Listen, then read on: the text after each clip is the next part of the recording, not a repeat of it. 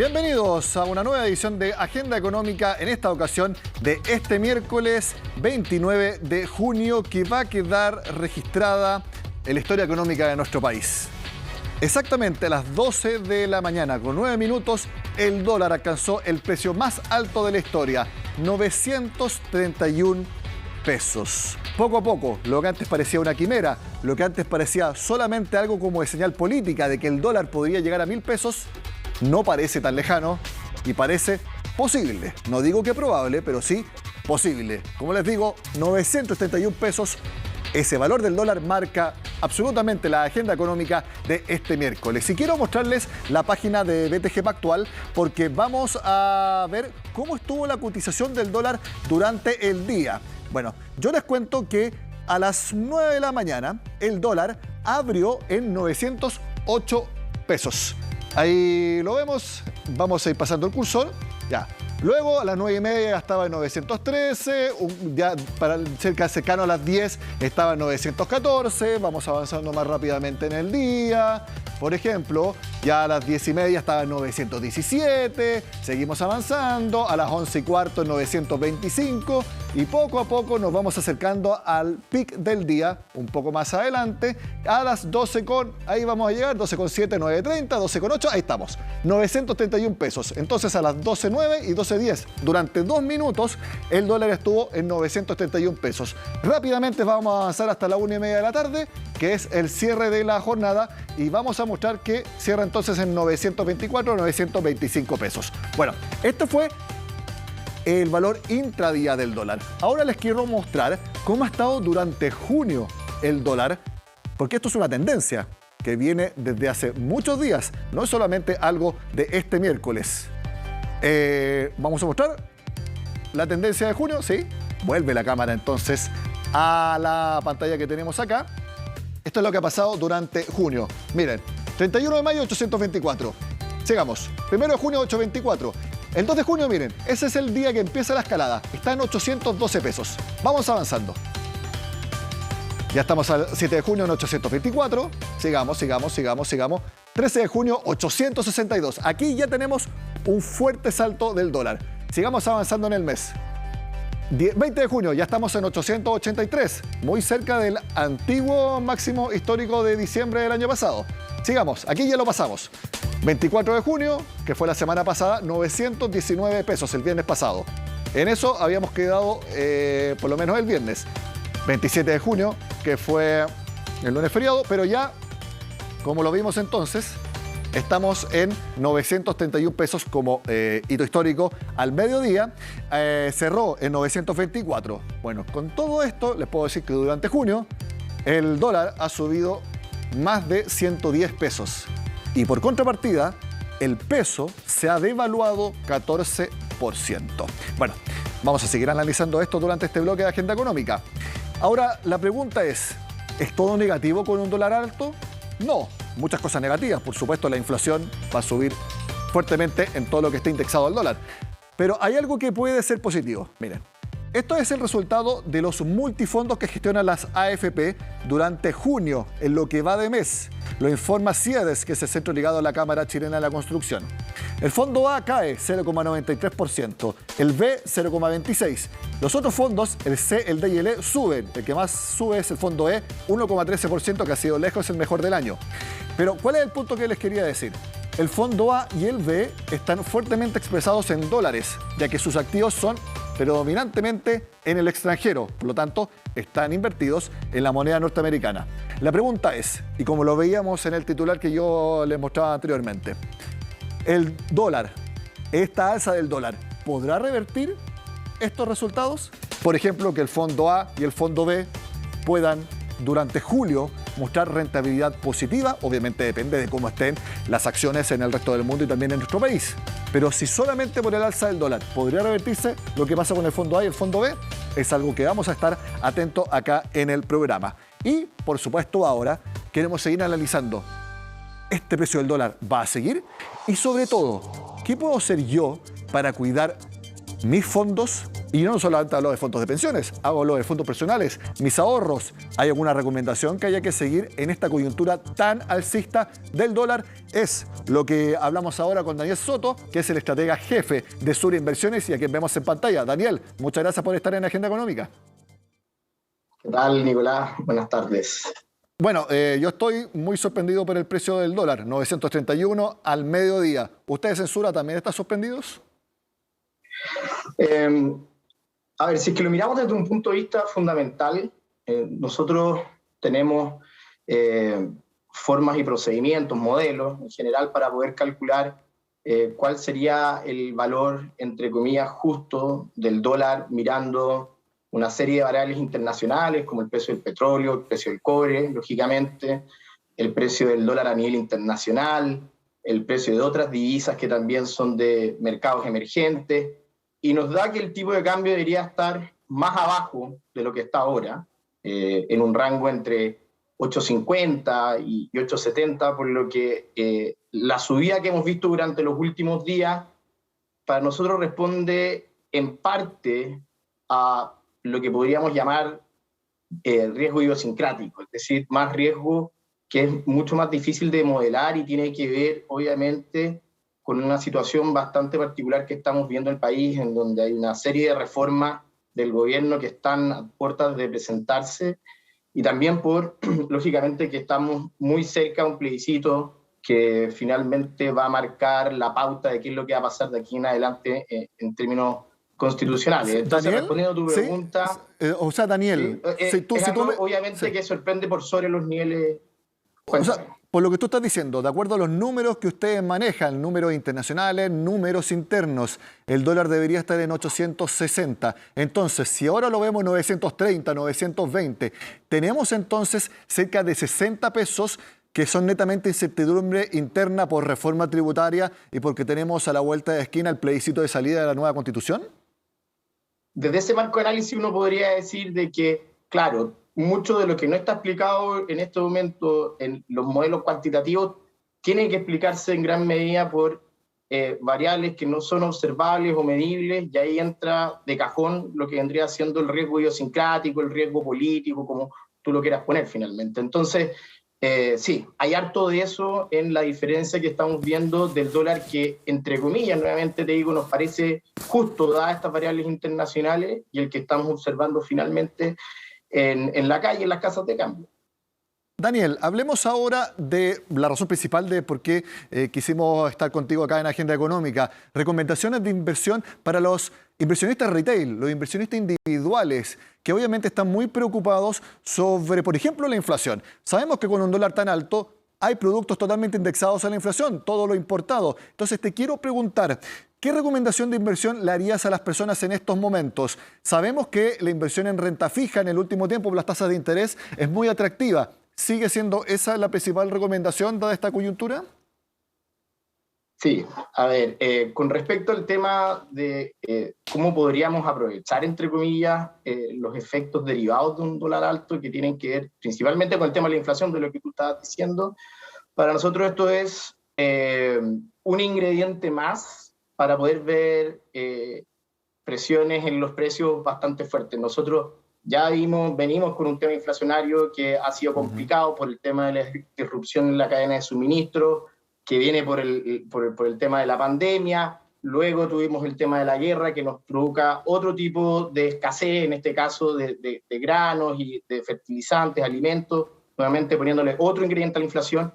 Y ahora tenemos este tema de un dólar muchísimo más alto de que hubiésemos podido prever hace 3 o 4 meses atrás, lo cual obviamente genera mayores presiones inflacionarias. Por lo tanto, lo lógico en estos momentos es mantener una cartera para nosotros en renta fija, con la mayoría de los papeles en UF, si me pongo un poquito más técnico, con duraciones entre 3 y 5 años. Es decir, a nosotros en estos momentos no estamos recomendando a los clientes a irse al depósito a plazo o a los fondos money market, sino que ir a buscar duraciones más largas, que son las que nosotros creemos que finalmente pueden capturar mayormente el efecto inflacionario que deberíamos seguir viendo de aquí a los próximos meses. ¿Y por qué renta fija a tantos años, Daniel? Porque yo he escuchado recomendaciones de que sea 6 meses, máximo un año, porque eventualmente podrían empezar a bajar las tasas de interés y ahí el efecto positivo de rentabilidad de los bonos o la renta fija tiende a mermarse. Sí, lo que pasa es que si uno finalmente está, y acá nos metemos en una cosa un poco más técnica, pero si es que uno está en duraciones de 3 a 5 años y en fondos mutuos, por ejemplo, de bonos en UEF a 3 y 5 años, y las tasas de estos bonos empiezan a caer, finalmente esto tiene un efecto positivo en esos bonos, porque el precio de esos bonos tiende a subir. Hay un efecto inverso entre la caída de tasas de un bono en particular y su precio. ¿Okay? Yo entiendo lo que tú dices, que es que en el fondo se queden tal vez en esa porción de renta fija por un tiempo de 6 meses a un año. Nosotros no estamos hablando de eso, estamos hablando de ir a buscar bonos que tienen duraciones entre 3 y 5 años, más que quedarse, por así decirlo, entre 3 y 5 años en la renta fija. No sé si me explico.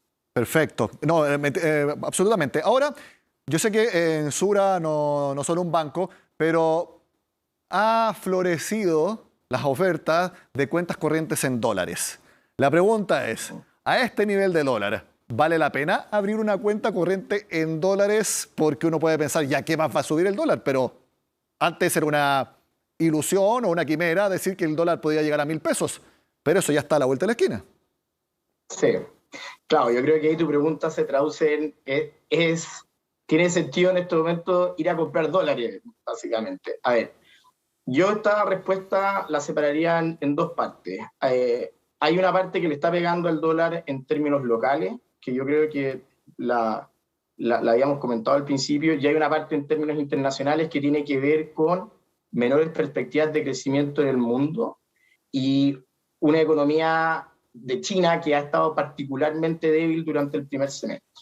Si voy por la parte internacional, las noticias de aquí en adelante debieran ser positivas, porque estamos viendo que en China se están haciendo esfuerzos bastante fuertes con una política fiscal más acomodativa, lo mismo que la política monetaria. Es decir, las autoridades en China en este momento están con el compromiso de estimular la economía porque vienen de una situación bastante compleja durante el primer semestre. Eso por un lado.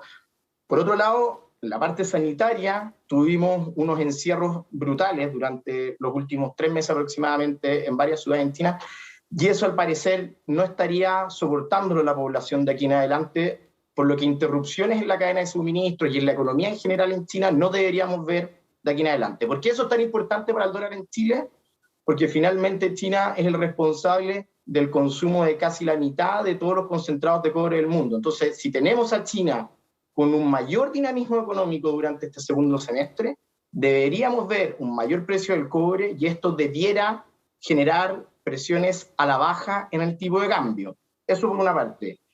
Y por la parte local, ya el signo es más de interrogación ahí, Nicolás, porque tenemos que ver cómo se reacciona el mercado, por ejemplo, ante la reforma tributaria que se va a presentar pasado mañana, y sobre todo, y aquí yo creo que están todos los ojos puestos en esto, es cuál va a ser el resultado el 4 de septiembre en el plebiscito. Y ahí yo creo que no es sorpresa para nadie de que finalmente la opción rechazo el mercado se la tomaría de mejor manera que la opción apruebo, y esto lo hablo prácticamente para todos los activos locales. Entonces, desde el punto de vista internacional, deberíamos tener mejores noticias para el tipo de cambio, en el sentido de que el tipo de cambio debería tender a caer, dado que China debiera mostrar mejores números en términos de actividad económica y esto debiera afectar al cobre.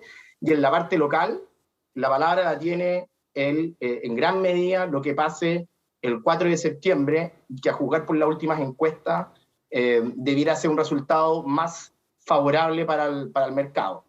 Raya para la suma, estos niveles, tomando todo lo que te dije anteriormente, al parecer son bastante altos si uno quiere considerar una inversión de aquí en adelante de ir y comprar dólares. O sea, hay probabilidades de que en los próximos 3 a 6 meses uno pueda encontrar dólares más baratos de los que está viendo ahora. Entonces, invertir en renta fija sigue siendo positivo y el dólar debiera bajar, al menos eso según las estimaciones que hace Daniel Soto, estratega jefe de inversiones en Sura. Hace tiempo no hablábamos, Daniel. Un gusto conversar nuevamente contigo. Que estés muy bien.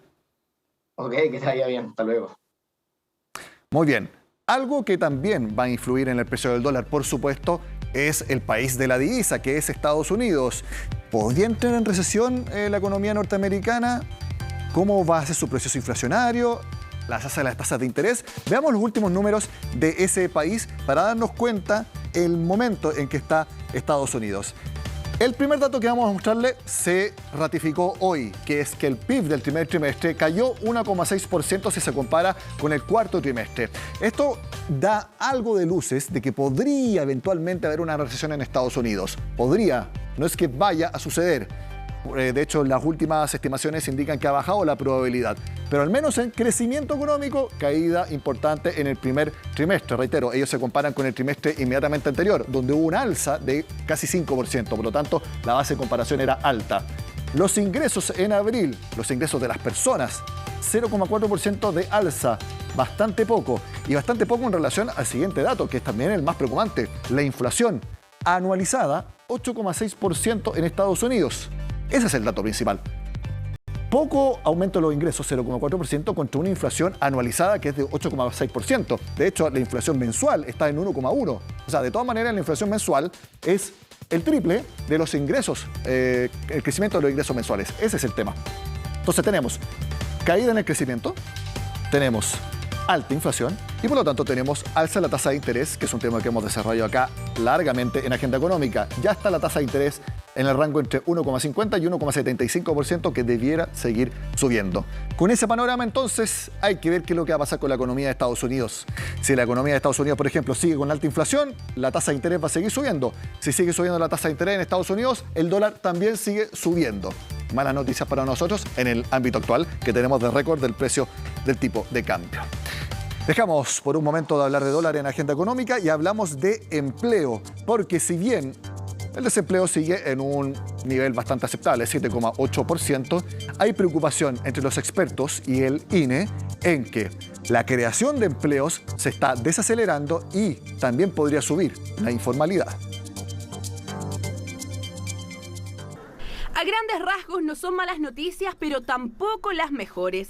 El desempleo entre marzo y mayo alcanzó 7,8%, siendo la 13ª caída consecutiva. La verdad es que estamos en una situación bastante similar a la de los trimestres móviles previos. Lo que sí vemos es que hay un dinamismo menor, pero sí se están generando ocupaciones nuevas. Las cifras dan cuenta que la creación de empleo se mantiene, pero la desaceleración comienza a sentirse en el mercado laboral y con ello hay menos dinamismo que los periodos anteriores. De hecho, en los últimos 3 meses solo se crearon 19.600 empleos. Sin embargo, este número instala una preocupación en los expertos porque este boletín da cuenta de la primera destrucción de trabajos formales después de 11 periodos con aumento.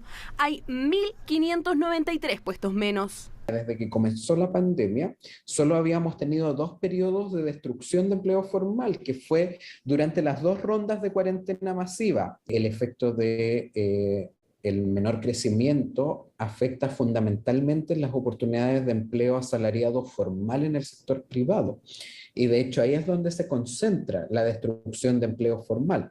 El subsidio del IFE laboral no estaría siendo suficiente para contrarrestar el escenario económico y los analistas prevén que conforme la situación empeore, la tasa de informalidad, que ya se ubica en 27,3%, seguirá subiendo. Cuando la economía tiende a caer, la tasa de informalidad tiende a aumentar. Y en ese sentido, la informalidad le da un mecanismo mucho más flexible, digamos, como para insertarse en el mercado laboral. Lo cual no es una buena noticia, claramente. El de este boletín es el nivel más alto de recuperación de empleo si comparamos con el punto más bajo de la pandemia. Ya se han recobrado 1.780.000 trabajos, equivalente al 95% de esas plazas. A pesar de ello, los expertos indican que el número que debería mirarse es la tasa de ocupación, que está en 55,1%, muy por debajo del nivel más alto previo a la pandemia, cuando alcanzaba 58,2%. Si tomamos ese indicador, entonces los empleos por recuperar ya no serían 208.000, sino 490.000. Si esta medida no se llega a recuperar, quiere decir que los que están ocupados están teniendo una presión bien importante económica para sostener a todos los que no lo están haciendo, a todos aquellos que no están trabajando. O sea, aquí no se ha recuperado todo el daño generado por la pandemia y tenemos un desafío todavía muy grande. Se ha vuelto cuesta arriba justamente porque los ritmos de creación de empleo que estamos viendo son extraordinariamente lentos. Las estimaciones indican que el desempleo debería mantenerse relativamente estable y no tendría alzas significativas en lo que queda de año. Eso sí, el panorama cambiaría en 2023 cuando, según las proyecciones del Banco Central, la economía entre en una recesión. Rápidamente veamos cómo ha sido el desempleo en los últimos meses en nuestro país. Como les decía, está en 7,8% ahora según el último dato del INE. En marzo-mayo, pero del año pasado, estaba en 10%. ¿Se acuerdan cuando estaba el desempleo en 2 dígitos? Algunos hablaban que la tasa real era 30%. Bueno, la que informó el INE, 10%. Después 9,5%, 8,9%. A esta altura del año pasado, que es entre mayo y julio, 8,9%. Entonces son ya casi 2 puntos menos. No, 1 en verdad. No casi 1. Poco a poco, bajando 8,5, 8,4, septiembre y noviembre 7,5. ¿Cómo comenzamos el año? Noviembre, enero 7,3. Hay una leve alza que se produjo y ya estamos estabilizados más o menos en 7,8%, tal como lo informó el Instituto Nacional de Estadísticas. Hacemos la pausa y al regreso les contamos de una posible crisis en la construcción de nuestro país. Al regreso acá, en Agenda Económica.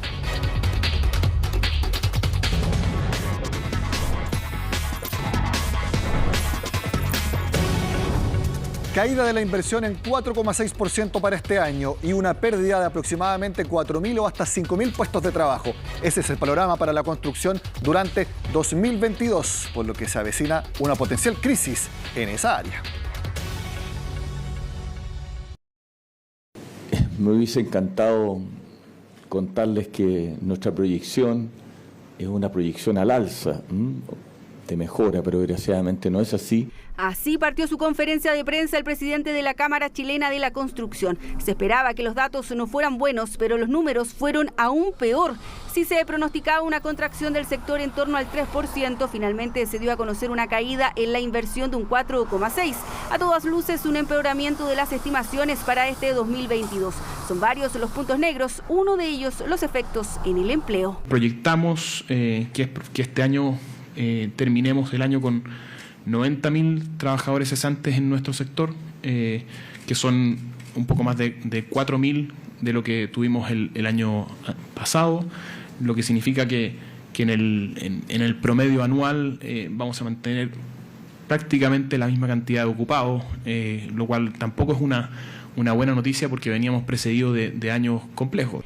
Hay menos proyectos habitacionales nuevos y en general en el sector, de hecho, se estima que unos 220 proyectos a lo largo del país están enfrentando dificultades. El alza en el costo de los materiales es una de las principales causas del bajo desempeño y el problema directo que enfrentan iniciativas de infraestructura pública, sostienen desde la Cámara. Uno poco y nada puede hacer respecto al alza de precios de materiales, ¿no? Es decir, yo no estoy pensando que alguna autoridad podría decir, oye, congelemos los precios. No, yo creo que eso sería el principio del fin. Tan solo el hormigón premezclado ha tenido un alza de un 40% anual, la madera cerrada, cepillada y astillada un 20%. En tanto, el hierro y el acero han incrementado su valor en un 33%. Un silo es un estanque para almacenar distintos tipos de materiales o de materias primas. Como en otras, en esta maestranza han resentido el alza del precio de los productos, sobre todo los utilizados en estructuras metálicas. Llevan unos 20 años en el mercado dedicados a la fabricación de silos. Su fuente laboral viene empujado por la construcción. Literalmente, si ellos tienen proyectos, aquí hay trabajo. Una cifra estimada, yo creo que se ha reducido a la mitad el trabajo, los productos, ¿cierto?, que son los silos, en cuanto a años anteriores. Con respecto al año 2020, en esta fecha teníamos vendido cerca de 4 silos y ahora hemos vendido hasta el momento 2 silos. Sin ir más lejos, ya su proveedor les avisó que en septiembre viene otra alza de las materias primas y han tenido que diversificar su oferta para mantenerse en el mercado. Pero el incremento de los costos de los materiales no son el único problema. Las restricciones en el financiamiento y el alza de las tasas de los hipotecarios bajó la venta de viviendas en el Gran Santiago en un 40% en los departamentos y en un 46% en las casas. La venta de propiedades nuevas y usadas en Santiago tuvo una importante caída con respecto al mismo periodo del 2021. Acceder a una vivienda está siendo cada vez más difícil. Experimentamos un primer trimestre con ventas que tuvieron una disminución muy significativa respecto del año pasado. En los últimos meses hemos visto una recuperación especialmente en lo que es el mercado de departamentos. Sin embargo, el pesimismo en la industria continúa y la mirada es negativa. Se pone sobre la mesa la posibilidad de fortalecer la colaboración público o privada y en el ámbito más político, evaluar la propuesta de reforma tributaria y laboral y autorizar soluciones excepcionales.